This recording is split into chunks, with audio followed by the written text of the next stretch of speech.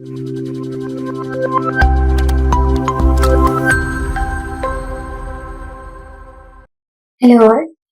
നമ്മൾ ഇന്ന് education research എന്ന പേപ്പറിന്റെ സ്ട്രക്ചർ എങ്ങനെയാണ് പോയിരിക്കുന്നതെന്നാണ് നോക്കുന്നത്. ഈ ഒരു പേപ്പർ വളരെ ലോജിക്കൽ ഫ്ലോയിലാണ് ക്രിയേറ്റ് ചെയ്തിരിക്കുന്നത്. അതായത് ഓരോ ബ്ലോക്കും മനസ്സിലാകുമ്പോഴത്തേക്ക് അവസാനം നമുക്ക് ഒരു റിസർച്ച് എങ്ങനെയാണ് ചെയ്യേണ്ടതെന്ന ഐഡിയ ലഭിക്കുന്നു. ആ ഒരു രീതിയിലാണ് ഈ ഒരു പേപ്പറിന്റെ സ്ട്രക്ചർ വന്നിരിക്കുന്നത്. എഡ്യൂക്കേഷൻ റിസർച്ച് എന്ന പേപ്പർ 5 ബ്ലോക്കായിട്ടാണ് തിരിച്ചിരിക്കുന്നത്. ഓരോ ബ്ലോക്കിലും കുറച്ച് യൂണിറ്റ്സ് ആയിട്ട് തിരിച്ചിട്ടുണ്ട്. അപ്പൊ അത് ഏതൊക്കെയാണെന്ന് നമുക്ക് ജസ്റ്റ് ഒന്ന് പരിചയപ്പെടാം.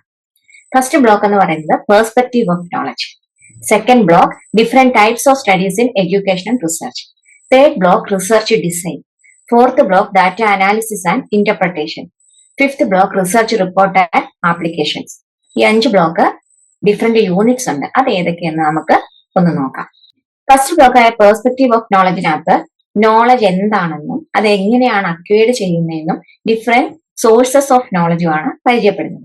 അതുകൂടാതെ സബ്ജക്ടിവിസ്റ്റിന്റെയും ഒബ്ജക്ടിവിസ്റ്റിന്റെയും പെർസ്പെക്റ്റീവ്സും ഇതിൽ പരിചയപ്പെടുന്നു. ഫസ്റ്റ് ബ്ലോക്കിനകത്ത് യൂണിറ്റ്സ് ഇതൊക്കെയാണ്. First unit introduction to educational research. Second knowledge generation historical perspectives part 1 and part 2. Unit 4 approaches to educational research assumptions scope and limitations. Next block 2 different types of studies in educational research. ഈ ഒരു ബ്ലോക്കിനകത്ത് പറയുന്നത് ഏതൊക്കെ തരം studies ആണ്, research studies ആണ് നിലവിലുള്ളത്, അല്ലെങ്കിൽ educational research വരുന്ന റിസർച്ച് സ്റ്റഡീസ് ഏതൊക്കെ. പലതരം സ്റ്റഡീസ് ഉണ്ട്. അതായത് ക്വാളിറ്റേറ്റീവ് റിസർച്ച് ഉണ്ട്, ക്വാണ്ടിറ്റേറ്റീവ് റിസർച്ച് ഉണ്ട്, അപ്ലൈഡ് റിസർച്ച് ഉണ്ട്, ആക്ഷൻ റിസർച്ച് ഉണ്ട്, എക്സ്പെരിമെന്റൽ റിസർച്ച് ഉണ്ട്, ഹിസ്റ്റോറിക്കൽ റിസർച്ച്, ഫിലോസഫിക്കൽ സ്റ്റഡീസ്, അങ്ങനെ ഡിഫറെന്റ് ടൈപ്സ് ഓഫ് സ്റ്റഡീസ് ഉണ്ട്. അവയെല്ലാം ജസ്റ്റ് ഒന്ന് പരിചയപ്പെടുകയാണ് ഈ ഒരു ബ്ലോക്കിൽ ചെയ്യുന്നത്. ഇതിൽ വരുന്ന യൂണിറ്റ്സ് ആണ് unit 5 descriptive research, unit 6 and unit 7 experimental research part 1 and 2, unit 8 qualitative research, unit 9 philosophical and historical studies.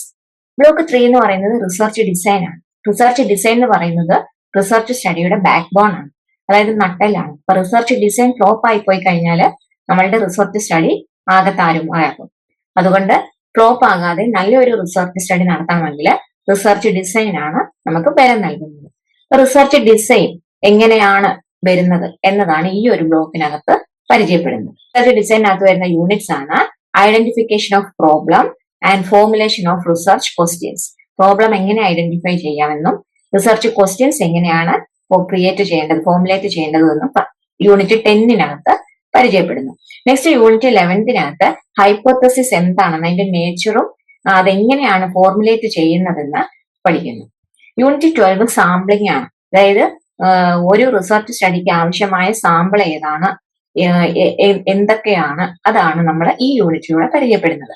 Next unit 13 എന്ന് പറയുന്നത് tools and techniques of research data collection ആണ്. റിസർച്ച് സ്റ്റഡിക്ക് ആവശ്യമായ ഡേറ്റ കളക്ട് ചെയ്യാൻ അതിനുതകുന്ന tools ഏതൊക്കെ, അതിനാവശ്യമായ techniques ഏതൊക്കെ, അതൊക്കെയാണ് നമ്മൾ യൂണിറ്റ് 13 പരിചയപ്പെടുന്നത്.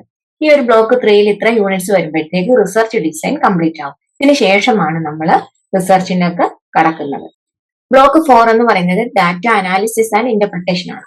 ആ ഹെഡിങ്ങിൽ നിന്ന് തന്നെ നമുക്ക് മനസ്സിലാക്കാം എന്താണ് നമ്മൾ കളക്ട് ചെയ്ത ഡാറ്റ എങ്ങനെ അനലൈസ് ചെയ്യാമെന്നും കിട്ടിയ ഫൈൻഡിങ്സ് എങ്ങനെ ഇന്റർപ്രറ്റ് ചെയ്യാമെന്നാണ് ഇതിൽ പറയുന്നത്. ഈ ഒരു ബ്ലോക്കിനകത്തൂടെ നമുക്ക് ഡാറ്റ അനാലൈസ് ചെയ്യുന്നത് എങ്ങനെയാണെന്നും ഇന്റർപ്രിട്ടേഷൻ നടത്തുന്നത് എങ്ങനെയാണെന്നും നല്ല വിശദമായിട്ട് മനസ്സിലാക്കാൻ സാധിക്കും. ഇതിനകത്ത് വരുന്ന യൂണിറ്റ്സ് ആണ് analysis of quantitative data, analysis of quantitative ഡാറ്റയുടെ inferential statistics based on parametric test and next യൂണിറ്റിൽ നോൺ പാരാമെട്രിക് ടെസ്റ്റിനെ ബേസ് ചെയ്തിട്ട് next analysis of qualitative data, data analysis techniques in qualitative research and computer data analysis. ഇതിൽ ഒരു കാര്യം മനസ്സിലാക്കേണ്ടത് data analysis and interpretation എന്ന് പറയുമ്പോഴത്തേക്ക് 2 തരം റിസർച്ചുകൾ, അതായത് ക്വാണ്ടിറ്റേറ്റീവ് റിസർച്ച് ഉണ്ട്, ക്വാളിറ്റേറ്റീവ് റിസർച്ച് ഉണ്ട്. ഈ 2 തരം റിസർച്ചിനും ഡിഫറെന്റ് സ്റ്റാറ്റിസ്റ്റിക്കൽ മെത്തേഡ്സ് ആണ് യൂസ് ചെയ്യുന്നത്. അപ്പൊ അത് ഏതൊക്കെയാണെന്ന് മനസ്സിലാക്കാനും ഏതൊക്കെയാണ് ചൂസ് ചെയ്യേണ്ടത്, അപ്രോപ്രിയേറ്റ് ആയിട്ട് ചൂസ് ചെയ്യേണ്ട സ്റ്റാറ്റിസ്റ്റിക്കൽ മെത്തേഡ്സ്, മെഷേഴ്സ് ഏതൊക്കെയാണെന്നും നമുക്ക് ഈ ഒരു ബ്ലോക്കിലൂടെ കടന്നു പോകുമ്പോൾ മനസ്സിലാക്കാൻ സാധിക്കും. അതേപോലെ തന്നെ പാരാമെട്രിക് ടെസ്റ്റും ഉണ്ട്, നോൺ പാരാമെട്രിക് ടെസ്റ്റും ഉണ്ട്. അതും ഇതിനകത്ത് പരിചയപ്പെടുന്നുണ്ട്. പിന്നീട് വരുന്നത് ഡാറ്റ അനാലിസിസ്. നേരത്തെ എല്ലാവരും ഹാൻഡ്സ് ഓൺ ആയിരുന്നു ചെയ്യുന്നത്, നമ്മൾ കൈകൊണ്ട് ചെയ്യുകയാണ്, പേപ്പർ പെൻ ആയിരുന്നു. ഇപ്പൊ എന്ന് പറഞ്ഞാൽ ടെക്നോളജിക്കൽ സപ്പോർട്ടിലൂടെ നമുക്ക് എന്ത് ചെയ്യാം, ഡാറ്റ അനാലിസിസ് നടത്തുകയും ഇന്റർപ്രറ്റ് ചെയ്യുകയും ചെയ്യാം. അങ്ങനെ കമ്പ്യൂട്ടർ അല്ലെങ്കിൽ കമ്പ്യൂട്ടർ ഡാറ്റ അനാലിസിസ് എന്ന് പറയുന്ന യൂണിറ്റിലൂടെ നമുക്ക് SPSS പോലെയുള്ള ടെക്നിക്സ് മനസ്സിലാക്കാൻ സാധിക്കും. നെക്സ്റ്റ് ലാസ്റ്റ് ബ്ലോക്ക് എന്ന് പറയുന്നത് block 5 research reports and application ആണ്. റിസർച്ച് റിപ്പോർട്ട് എങ്ങനെയാണ് എഴുതുന്നത്, അതെങ്ങനെയാണ് ആപ്ലിക്കേഷൻ ലെവലിൽ കൊണ്ടുവരുന്നത് എന്നതാണ് ഈ ഒരു ബ്ലോക്കിലൂടെ നമുക്ക് മനസ്സിലാക്കാൻ സാധിക്കും.